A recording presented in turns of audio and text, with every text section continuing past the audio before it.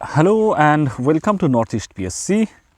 Ajir the Assam Tribune newspaper analysis ot hokoloke swagotom janaisu. Ajir important article keta discuss korim. Tar agote moi kobo khojisu je Northeast PSC bahut ketaman free initiative launch kora hoise so that amar jibur aspirant ase he hokolubur manuhok ami free content bahut effective tarika se ami provide koribo paru. Thik ase? So jodi amar initiative bur bhal lagi ase আৰু যদি ইয়াত কিবা এটা মানে improvement কৰিব পাৰো please আমাক comment বক্সত জনাব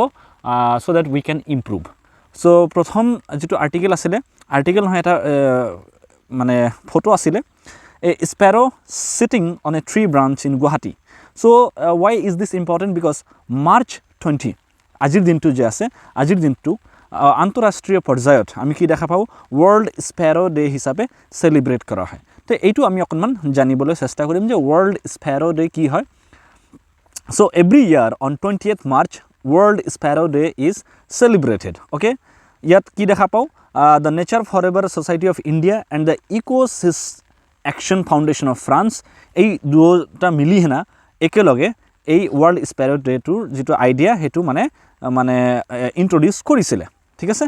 aru this idea was to dedicate a day for the house sparrow amar jitu ghor sirika boli ko ami ki boli ko etu ghor sirika boli ko ei जितु house sparrow আছে তার जितु protection আছে conservation আছে जितु আমার awareness আছে about their प्रिजार्वेशन conservation হেতু কারণে এটু ডেট 2010 ত এটু অর্গানাইজ করা হয়েছিল প্রথমবার বাবে ওয়ার্ল্ড স্প্যারো ডে 2024 ত যেটু থিম আছে হেতু কি হল sparrow give them a tweet chance I love sparrows and we love sparrows এটু হল থিম ঠিক আছে ইমানখিনি আমি জানিব লাগিব নেক্সট আর্টিকেল হল Guwahati second most polluted city in the world amar etu okonman mane positive news to nohoy etu okonman dukh laga kotha je amar Guwahati nisina shahar amar Assomar jitu amar prakritik jitu houndorje iman beshi thoka hotteu ami Guwahati ki dekha pao polluted city listot ami dekha pao etu okonman dukh laga kotha but out of 7812 locations in 2023 according to a report of the IQAir যেটো গুৱাহাটীৰ ৰ্যাঙ্ক আছিল তা হেতু আছিল second most polluted city in the world এটু অকনমান দুখ লগা কথা আমি সিটিজেন হিচাপে এটু আমাৰ সিভিক ৰেসপন্সিবিলিটি হয় that we work to improve our environment we work to enhance our environment এই সকলোবোৰ বস্তু আমি জানিব লাগিব এইটো IQAir এটু কৰ পৰা হয় সুইজাৰল্যান্ডৰ এটা অৰ্গানাইজেশন আছে ঠিক আছে World Air Quality Report 2023 এইটো ৰিপৰ্ট এওঁলোকে পাবলিশ কৰে IQAir এইটো ৰিপৰ্ট পাবলিশ কৰিছে ঠিক আছে গুৱাহাটীৰ যেটো এনুৱেল PM 2.5 পাৰ্টিকুলেট মেটাৰ যেটো আছে হেতু আমি কি দেখা পাইছো ডবল হৈ গৈছে যদি আমি দেখা পাও 2022 ৰ কম্পাৰিজনত 2023 ৰ ঠিক আছে তো যেটো আমাৰ পাৰ্টিকুলেট মেটাৰৰ যেটো কন্টেন্ট আছে আমাৰ এটমস্ফিয়াৰত হেতু বাঢ়ি গৈছে সো কি হাইলাইটস যদি আমি চাও with an average air annual PM 2.5 concentrations of 54.5 micrograms per cubic meter India দুনিয়াৰ ভিতৰত third worst air quality country মানে ইন্ডিয়া সকলোতকৈ বেয়া যিবোৰ মানে polluted country list আছে তাত ইন্ডিয়াৰ rank 3 হৈ আছে ঠিক আছে ইন্ডিয়া যদি আমি দেখা পাও বাংলাদেশ আৰু পাকিস্তানতকৈ অকনমান বেটাৰ হৈ আছে আমাৰ যেটো কম্পিটিশন এইবোৰ কান্ট্ৰিৰ লগত আছে we have to do a lot of things in order to improve and clean our environment ঠিক আছে While Bangladesh remained the most polluted country in the world with an average PM 2.5 concentration of 79.9 micrograms, Pakistan ki dekha pao 73.7 aru India 54.4. So etu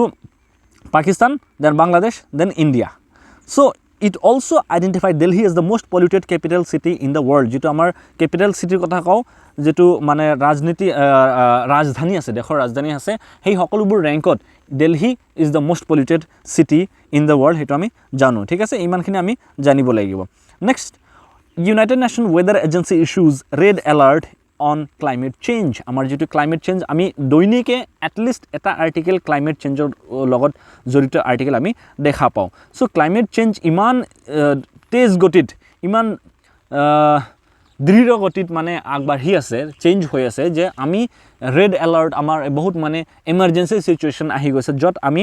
আমাৰ যেটো মানে steps আছে will have to step up আমাৰ যিবোৰ মানে আমি initiative লৈ আছো আমাৰ যিমানবোৰ মানে পদক্ষেপ আছে সেইবোৰ আকৌ আমি কি কৰিব লাগিব বহুত ইনক্ৰিজ কৰিব লাগিব আমাৰ ইনিচিয়েটিভবোৰ ঠিক আছে ইয়াত ক'ব চেষ্টা কৰিছে গ্লেচিয়াৰ মেল্টিং হৈ আছে ঠিক আছে ওয়াৰ্মিং হৈ আছে সি টেম্পাৰেচাৰ ওয়াৰ্মিং হৈ আছে আৰু এইবোৰ আমাৰ কি হয় এটা ডায়াৰ সিচুৱেশ্যন আমি এটো ওয়াৰ্নিং হিচাপে আমি মানি ল'ব লাগিব আমাৰ যেটো সো আজি 20 মাৰ্চ অসমত প্ৰথমবাৰে আজি বৰষুণ হৈ আছে ঠিক আছে কিন্তু ইমান লেট বৰষুণ নহয় এইবোৰ মানে আমাৰ কি যেটো ওয়েদাৰ প্যাটাৰ্ন আছে হেতু ধীৰে ধীৰে চেঞ্জ হৈ আছে এই সকলোবোৰ বস্তু আমি কি হ'ব লাগিব আমি সাংকেতিক হিচাপে লৈ হেনা আমাৰ যিবোৰ ইনিচিয়েটিভ আছে এফৰ্টস আছে আৰু বৃদ্ধি কৰিব লাগিব state of the global climate report যেটো আছে হেতু ৰিলিজ কৰা হৈছিল কাৰ দ্বাৰা World Meteorological Organization হেতু আমি জানিব লাগিব যে State of the Global Climate Report কোনে পাবলিশ কৰে WMO okay this can be a potential question okay next article কি আছে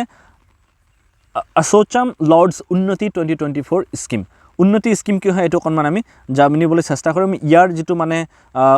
উত্তৰ পূৰ্ব ট্ৰান্সফৰমেটিভ ইন্ডাষ্ট্ৰিয়েলাইজেশন স্কিম উন্নতি 2024 ইয়াৰ মেইন উদ্দেশ্য কি হল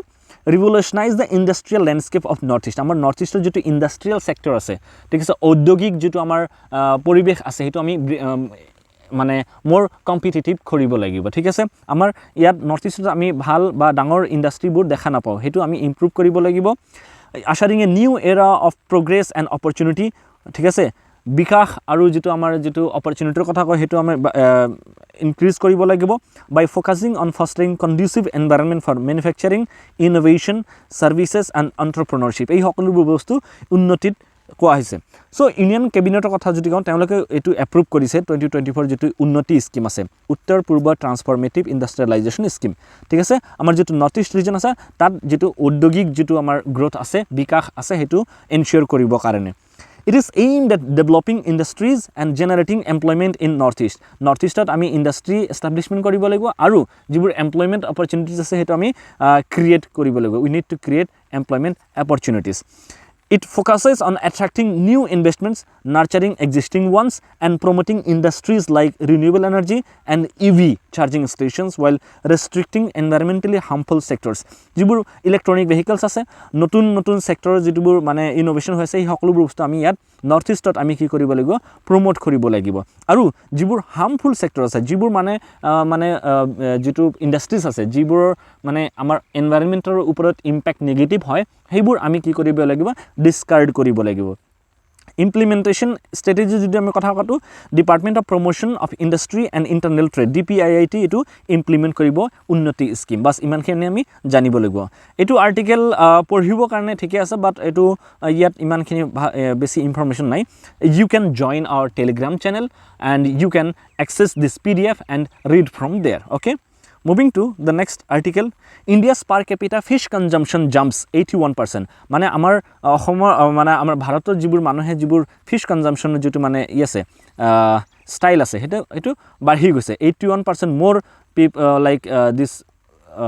fish consumption has been reported. Thik ase so India's annual per capita fish consumption agote jetu মানে 4.9 kg আসলে পার ইয়ার হেতু 8.89 kg হৈ গেছে 2005 ৰ পৰা 2021 ৰ কম্পেৰিজনত ঠিক আছে পার ক্যাপিটা এনুয়াল ফিশ কনজাম্পশন যদি আমি দেখা পাও 12.3 হৈ গল 7.43 kg ৰ পৰা পাৰ ক্যাপিটা এক্সকিউজ মি আৰু এটো স্টাডি কোনে কন্ডাক্ট কৰিছিলে world fish international food policy research institute in association with ICAR ঠিক আছে এটো আমি জানিব লাগিব ইয়াৰ উপৰি অকনমান ইনফৰমেশন কি দেখা পাও যে ফিশাৰিজ সেক্টৰ কথা কও ওয়াৰ্ল্ডৰ ভিতৰত ইন্ডিয়াৰ যেটো ফিশিং প্ৰডাকশনৰ যেটো ৰ্যাঙ্ক আছে হেতু কি হয় third India is the third largest fish producing country in the world and the second largest aquaculture producer globally India recognizes the significance of the fisheries and aquaculture industry আমি ইন্ডিয়াত এটা ব্লু রেভলিউশন কৰিব চেষ্টা কৰা হৈছে blue ৰেভলিউশনৰ সহায়ত যেটো আমাৰ fishing আৰু একুৱাকালচাৰ ইন্ডাষ্ট্ৰি আছে হেতু আমি কি কৰিব লাগিব ইমপ্ৰুভ কৰিব লাগিব আৰু এইটো যিবোৰ ইন্ডাষ্ট্ৰিজ আছে এটো মানে ফিশিং ইন্ডাষ্ট্ৰি আছে এইটুক আমি সানৰাইজ সেক্টৰ বুলি কওঁ ঠিক আছে এইটো ইয়াত এটা নতুন মানে আশাৰ কিৰণ আমি দেখা পাওঁ উইথ ৰেসপেক্ট টু ডেভেলপমেন্ট বিকাশ ঠিক আছে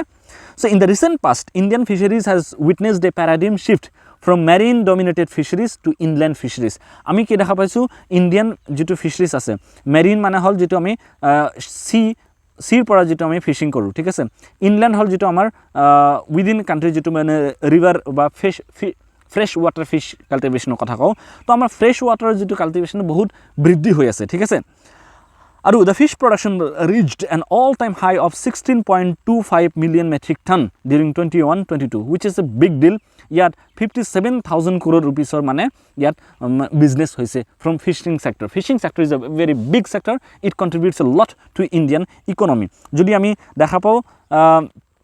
top inland fish production in India top inland Andhra Pradeshত হয় আৰু যদি আমি টোটাল মেৰিন ফিশ প্ৰডাকশ্যনৰ কথা কওঁ হাইয়েষ্ট গুজৰাটত হয় ঠিক আছে সেইটো আমি জানিব লাগিব নেক্সট আৰ্টিকেল হ'ল United Nations chief's concern over violence in Myanmar আমি কি দেখা পাওঁ ম্যানমাৰত 2020 কি হৈছিলে ইলেকশ্যন হৈছিলে যেটো আং সান সু কি নামৰ এজনী লিডাৰ আছে তেওঁৰ যেটো পাৰ্টি আছে নেশ্যনেল লীগ ফৰ ডেমক্ৰেসি এইটো পাৰ্টিয়ে ইলেকশ্যনটো জিকাৰ পিছত মিলিটাৰী হুণ্টাই কি কৈছে যে আমি এইটো ইলেকশ্যন নামানো দেয়াৰ ৱাজ এ ৰিগিং সেইকাৰণে তেওঁলোকে কি কৰিলে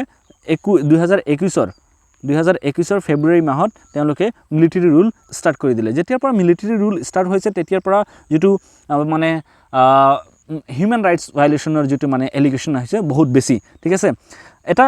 ৰিপৰ্ট আহিছিল নিয়ান লিন থিট এনালাইটিকা এটো ম্যানমাৰৰ ৰিসাৰ্চ এডভোকেসি অৰ্গানাইজেশন হয় তেওঁলোকে কি কৈছে যে যেতিয়াৰ পৰা মিলিটাৰী ৰুল ষ্টাৰ্ট হৈছে তেতিয়াৰ পৰা 936 civilians have been killed 878 have been wounded আৰু মানে 137 religious buildings ভাঙি দিয়া হৈছে 76 schools 28 hospitals ইমানবোৰ মানে ক্ষতি কৰিছে এই মিলিটাৰী হুণ্টাই ঠিক আছে তো ইয়াত এটা এটো ইয়াত মানে ইউনাইটেড নেশ্যনৰ যেটো চিফ আছে সেক্ৰেটাৰী এন্টনিও গুটেৰেছ তেওঁ কৈছে যে আমাৰ ম্যানমাৰৰ যেটো সিচুৱেশন বহুত গ্ৰীম হয় উই need to have a situation where the civilians in Myanmar can have a peaceful future okay moving to the last article Nepal government unveils common minimum policy to Nepal government a common minimum policy introduce koribo chesta korise yet কি হৈছে যে women participation women empowerment social inclusion transitional justice sustainable peace along with youth issues sports tourism culture social harmony এই সকলোবোৰ বস্তু এনশিওৰ কৰিব কাৰণে common minimum policy introduce কৰিছে নেপালৰ চৰকাৰে সো ইমানখিনি আছিল ঠিক আছে আজিৰ যেটো আমাৰ মানে এনালাইসিস আছিল তাত ইমানখিনিয়ে how did you like this initiative please let us know in the comment box if you think we can improve it further please share your views that shall be all for today thank you so much see you in the next video till then have a good time bye bye take care